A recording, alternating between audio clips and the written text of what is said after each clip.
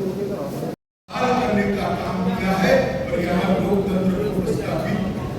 पहले जम्मू कश्मीर में एक जमाना कि 10% अगर वोटिंग हो जाती है तो सारे अंग्रेजी अखबारों में हेडलाइन कि जम्मू कश्मीर में double digit voting.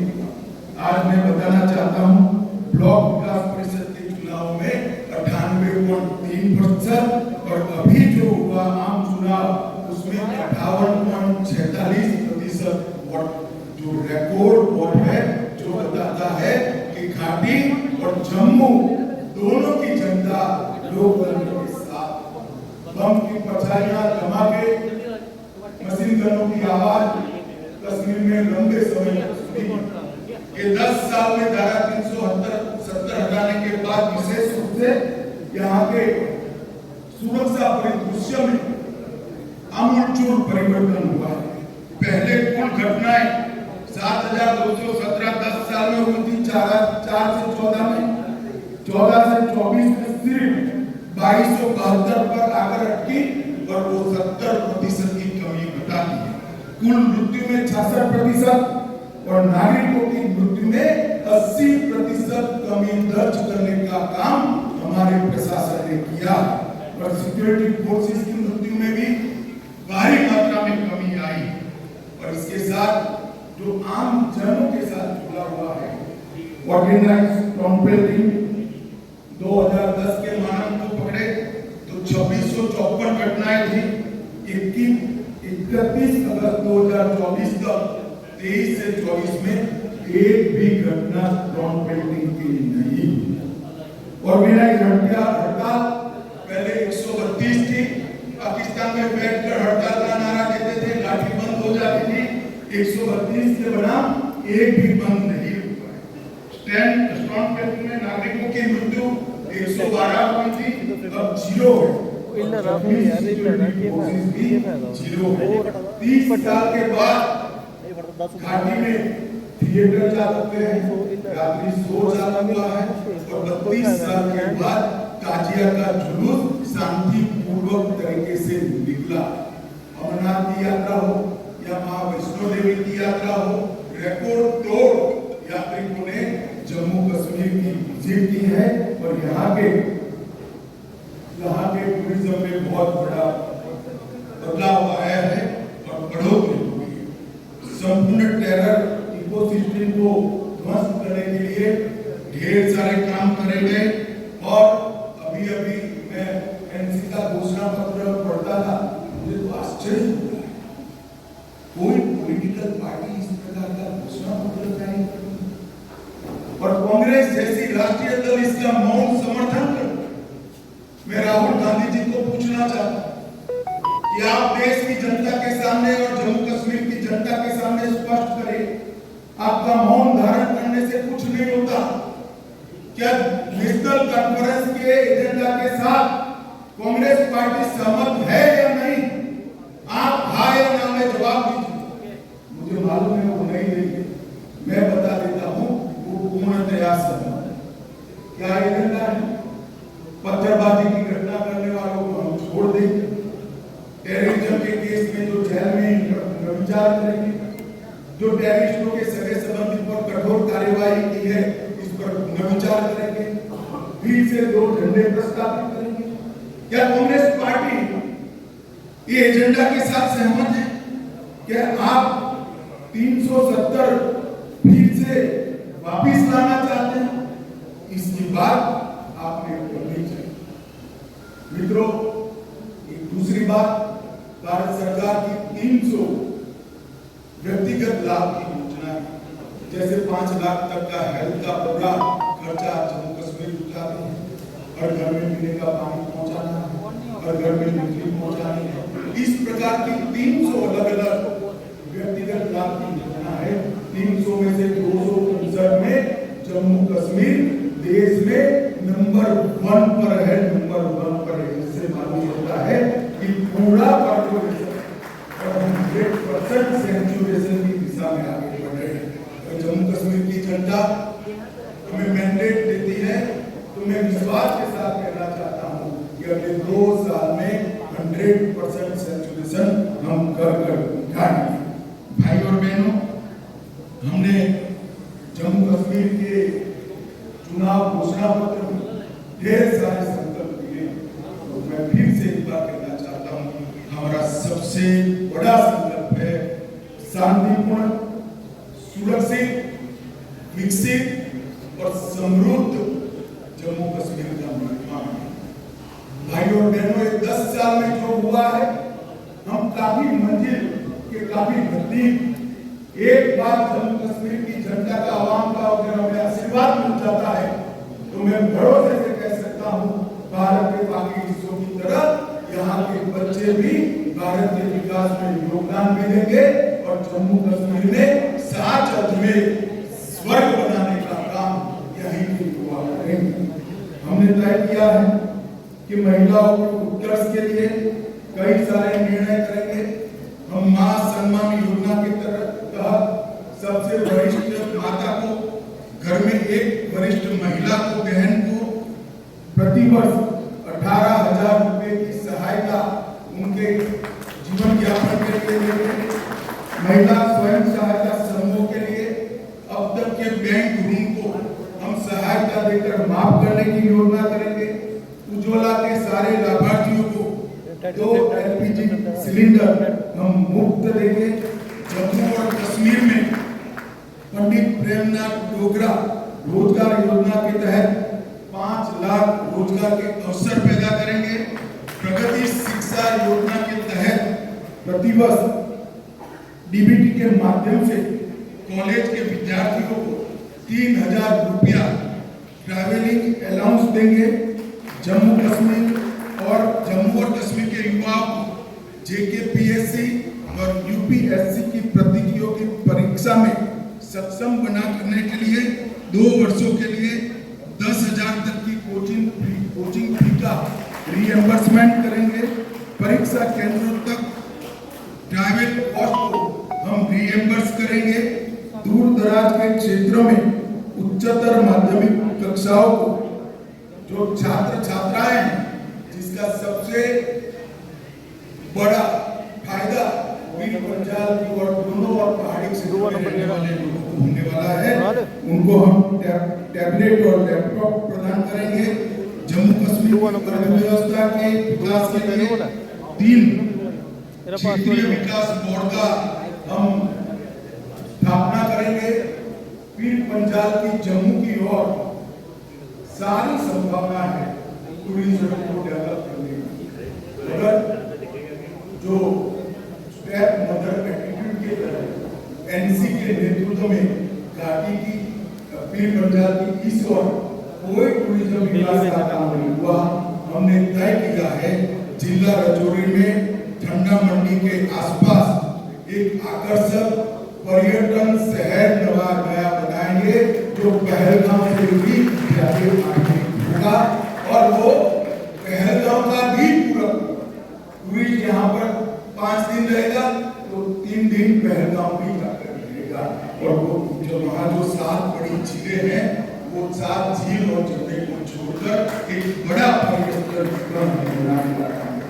Water store को बढ़ावा देने के लिए श्रीनगर शहर के डल झील और डल झील के विकास से उसको विश्वस्तरीय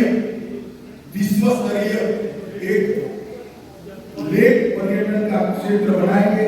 श्रीनगर के टैटू गांव में एक बहुत बड़ा एम्यूजमेंट पार्क बनाकर, जिसमें बच्चा अगर एक बार घुस गया तो 3 दिन तक वापिस न आए, ऐसा आकर्षक स्थान हम टैटू ग्राउंड के अंदर बनाएंगे। IT हब की स्थापना दोनों जगह करेंगे, जम्मू और कश्मीर में। स्पेशल इकोनॉमी में मॉडर्न टूरिज्म के इंफ्रास्ट्रक्चर से एक्सपांशन करेंगे। उधमपुर में फार्मास्यूटिकल पार्क, किश्तवाड़ में आयुष हर्बल पार्क और इसके साथ साथ तवी रिवर फ्रंट को हम विश्व स्तर का बनाकर जम्मू के पर्यटन को भी बढ़ावा देंगे। रंजीत सागर बांध में झील विकास प्राधिकरण बनाकर रंजीत सागर बांध को भी पर्यटन का क्षेत्र बनाएंगे। हमने एक नई औद्योगिक नीति लाने के कारण जितना इन्वेस्टमेंट 70 साल में हुआ था, इससे 3 गुना इन्वेस्टमेंट अब तक कश्मीर में हो चुका है, जम्मू कश्मीर में हो चुका है। हम इसको आगे बढ़ाएंगे और जम्मू कश्मीर की 7,000 औद्योगिक नीति आने की पहले की जो मौजूदा इकाइयां उनके लिए उनकी समस्याओं के समाधान के लिए एक आकर्षक पैकेज लाकर बंद पड़ी सारी इकाइयां फिर से उत्पादन करती हो, इस प्रकार का हम एक पैकेज लेकर आएंगे। बाजारों और कॉमर्शियल कॉम्प्लेक्स पर काम कर रहे छोटे व्यापारियों और दुकानदारों के लिए लीज ग्रीड सालों से इसका नियमितीकरण नहीं हुआ है, हम उसको रेगुलराइज करने का काम करेंगे। अटल आवास योजना में भूमिहीन के लिए 5 मरला भूमि राज्य सरकार की ओर से दी जाएगी और घर बनाने का खर्चा नरेंद्र मोदी जी वहां से भेज रहे हैं, तो गरीब को भूमि भी मिलेगी, घर बनाने का खर्चा भी मिलेगा। यूटिलिटी और पब्लिक सर्विस के लिए एक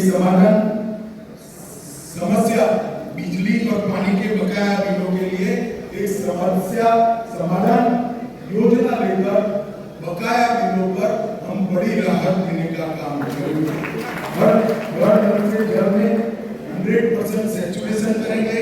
प्रधानमंत्री सूर्यघर मुफ्त बिजली योजना में केंद्र की राशि में पर हाउस पर घर 10,000 रुपए की सब्सिडी राज्य की ओर से जोड़ी जाएगी।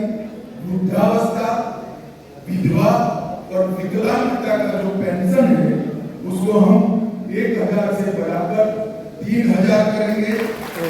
सरकारी मेडिकल कॉलेज बढ़ाई है, मगर अब हम चाहते हैं कि बाहर के बच्चे भी यहाँ पढ़ने आए, तो अतिरिक्त 1,000 नई सीटों की बढ़ोतरी सिर्फ आने वाले 3 साल के अंदर भारतीय जनता पार्टी की सरकार करेगी। पीएम किसान निधि मोदी जी 6,000 रुपया किसान को भेज रहे हैं, उसमें हम 6,000 के साथ और 4,000 जोड़कर हर किसान को 10,000 कृषि गतिविधियों के लिए बिजली दर को 50% कम कर कृषि गतिविधियों में एक्टिविटी बढ़ाने का प्रयास करेंगे। जम्मू कश्मीर की आरक्षण नीति का पालन करते हुए सामान्य कोटा को प्रभावित करे बगैर अग्निवीरों को 20% कोटा देकर जम्मू कश्मीर के हम प्रायोरिटी देंगे। एडहोक संविदा दैनिक वेतनभोगी का समस्याओं का समाधान मैं हमारे साथियों का ढेर सारा प्रतिनिधिमंडल झेल चुका हूँ, ये बेचारे बोलते नहीं मगर मैं करता हूँ, इसका निश्चित समाधान लाकर सबका जीवन 10,000 किलोमीटर नई सड़कें बनाई जाएंगी। जम्मू और कश्मीर दोनों बहुत जल्द ही मेट्रो से युक्त हो जाएंगे और मेट्रो हमारे पुनरुद्धार अभियान 1,000 खंडहर में आतंकवाद की बलि चढ़े मंदिरों का जीर्णोद्धार और वहां अखंड पूजा हो इसकी व्यवस्था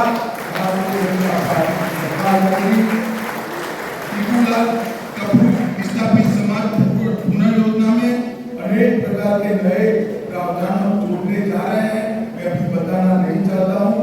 और ये जो ब्लैक गेम चलता है जम्मू कश्मीर में, जो 40,000 लोग आतंकवाद की बलि चढ़ गए, इसकी जिम्मेदारी किसकी? अभी तो राष्ट्रपति शासन था, कुछ करना नहीं चाहते थे, जम्मू कश्मीर में नई सरकार बनने के बाद हम एक व्हाइट पेपर घोषित कर एक आतंकवाद फैलाने वालों को और हम पिछले वर्षों से विपरीत पिछले वर्षों में जम्मू को न्याय होने वाली कुछ जातियों, कुछ समूहों, कुछ उपासना पद्धति वालों को अन्याय करने वाली जो जनगणना होगी इसको समाप्त कर स्वतंत्र और निष्पक्ष जनगणना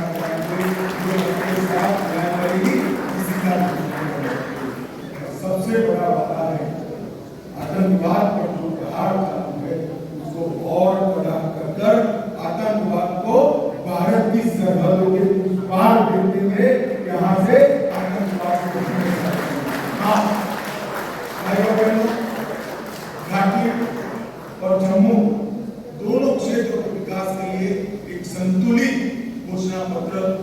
घोषणा पत्र समिति के अध्यक्ष के नेतृत्व में बना है, मैं उनको और उनकी टीम को बहुत बहुत बधाई देना चाहता हूं और जम्मू कश्मीर की जनता को अपील करना चाहता हूं, कहीं आप इनकी चिकनी चुपड़ी बातों में आए बगैर उनका मूल मकसद ध्यान से पढ़ी, उनका मूल मकसद है जो नेशनल कॉन्फ्रेंस का एजेंडा है वो, और राहुल गांधी जी और कांग्रेस पार्टी ने वो एजेंडा को अपनी मौन सम्मति दी है। मैं अभी भी कांग्रेस पार्टी को कहना चाहता हूं, क्या इस देश में दो राष्ट्र, दो झंडे, दो ध्वज के नेशनल कॉन्फ्रेंस के एजेंडे के साथ आप सहमत हैं या नहीं हो सकता है? 370 के बारे में आप नेशनल कॉन्फ्रेंस से सहमत हो या नहीं हो? वो एजेंडा बहुत खतरनाक एजेंडा है, वो फिर से घाटी में और जम्मू में भय का राज स्थापित करना चाहते हैं, आतंकवाद के माध्यम से भय करकर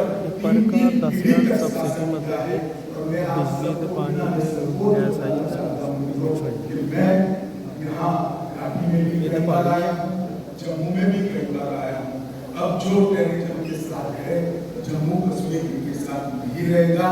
यहाँ की आवाम हमें टेररिज्म नहीं चाहिए, हमें विकास चाहिए, हमें शिक्षा चाहिए, हमें स्वास्थ्य चाहिए, हमें रोजगार चाहिए, वो केवल भारतीय जनता पार्टी दे सकती है, नरेंद्र मोदी जी दे सकते हैं और कोई नहीं दे सकता। अतः मैं जम्मू और कश्मीर दोनों क्षेत्रों की जनता को गर्वबद्ध निवेदन करना चाहता हूँ, एक 5 साल मोदी जी को दे दीजिए, हमारी सरकार बनाइए, हम जम्मू कश्मीर को देश के सबसे विकसित प्रदेशों में शुमार करना चाहते हैं। वो हमारा मादा भी है, हिम्मत भी है, कार्ययोजना भी है और हमारा पास रिकॉर्ड भी है। विश्वास है जम्मू कश्मीर की जनता का हमें आशीर्वाद मिलेगा। आप सभी का बहुत बहुत धन्यवाद। बड़ा विकास का मार्ग प्रशस्त करने वाला था, लगभग 22,500 करोड़ की लागत से विभिन्न हाइड्रो प्रोजेक्ट का निर्माण हमने किया। लगभग 1000 मेगावाट पाकलतुल, इसके साथ साहबुकंडी बांध सिंचाई, रतले हाइड्रो योजना, क्रार हाइड्रो योजना, कीरू हाइड्रो योजना, ढेर सारे बिजली उत्पादन के जल विद्युत के संयंत्र भी यहाँ स्थापित किए गए हैं और आने वाले दिनों में एक काम पूर्ण होते ही वो जम्मू कश्मीर को सरप्लस बजट देने वाला स्टेट बनाएंगे। ऐसा पूर्ण आयोजन नरेंद्र मोदी जी के नेतृत्व में किया। कई सारे बिजली के वितरण के भी काम हुए हैं। इसके साथ हमने शांति के मोर्चे पर भी ढेर सारा काम किया, उस पर मैं बाद में आऊंगा। पहले सामाजिक सद्भाव और समरसता पर भी बात करना चाहता हूँ। धारा 370 के कारण यहाँ रिजर्वेशन संभव नहीं हो पाता था, महिलाओं को अन्याय होता था, दलित भाइयों को अन्याय होता था, ट्राइबल्स को अन्याय होता था। भारतीय जनता पार्टी की नरेंद्र मोदी सरकार ने जहां आरक्षण को जमीन पर उतारने का काम किया, एससी वर्ग का भी आरक्षण हुआ है, आर्थिक रूप से कमजोर वर्ग का 10% आरक्षण हुआ है, ओबीसी का आरक्षण बढ़ाया गया है, गुर्जर, बकरवाल और पहाड़ियों को सालों से जो आरक्षण नहीं मिलता था उसको आरक्षण देने की शुरुआत नरेंद्र मोदी जी के नेतृत्व में हुई। हमने एमसी का एजेंडा देखा, उन्होंने कहा कि हम इस पर पुनर्विचार करेंगे। मैं श्री उमर अब्दुल्ला को बताना चाहता हूँ, उमर साहब, चुनने का नतीजा जो आए वो आए, हम गुर्जर, बकरवाल और पहाड़ी के आरक्षण को आपको छूने नहीं